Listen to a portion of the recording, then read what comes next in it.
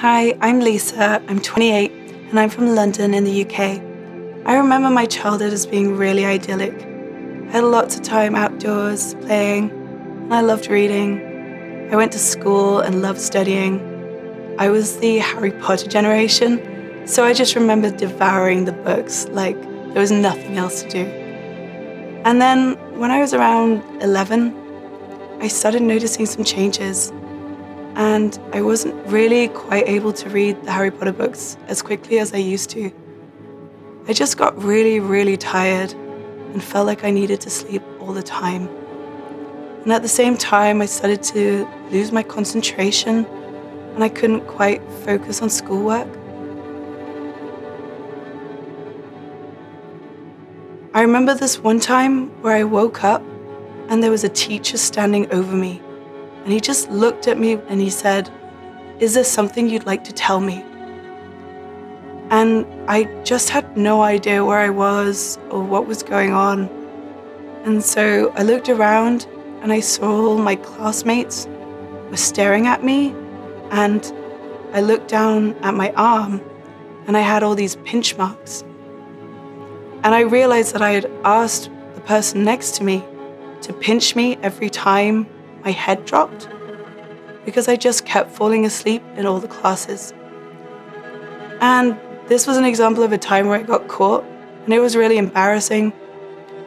But a lot of the time, the teachers just let it go.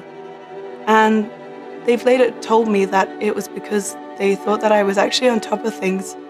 So I wasn't confronted with it as much as I probably should have been.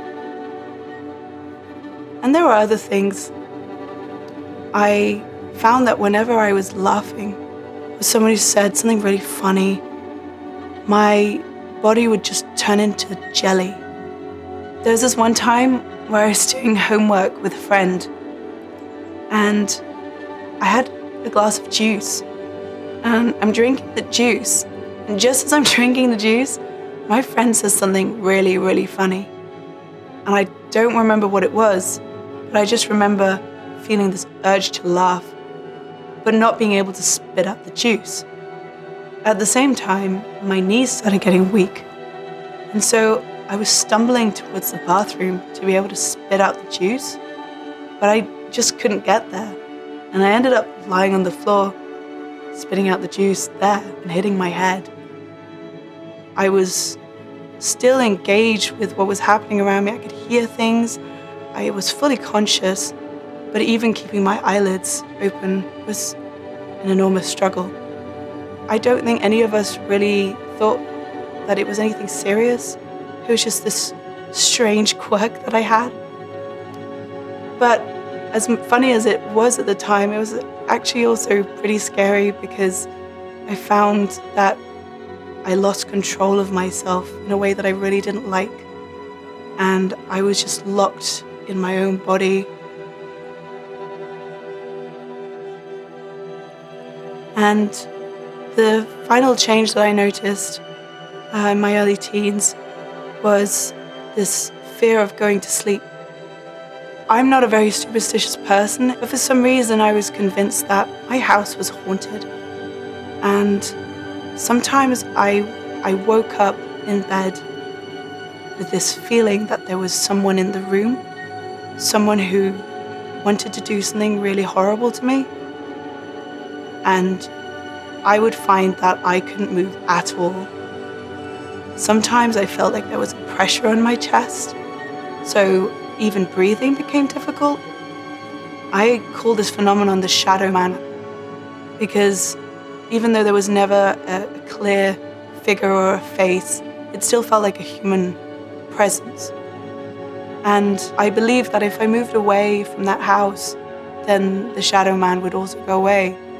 And unfortunately, when I was in my early 20s, I found that he came to visit me wherever I went. And I remember waking up in an apartment and it was really frosty and cold, winter morning.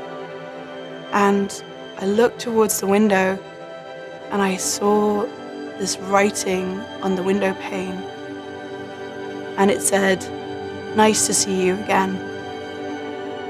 And I woke up crying. I was inconsolable because I desperately hoped that becoming an adult and moving away would solve my issues. And my flatmates checked, the outdoors and made sure there was no one there. There had never been any person or thing writing anything on my window, and yet it felt so real for that period of time.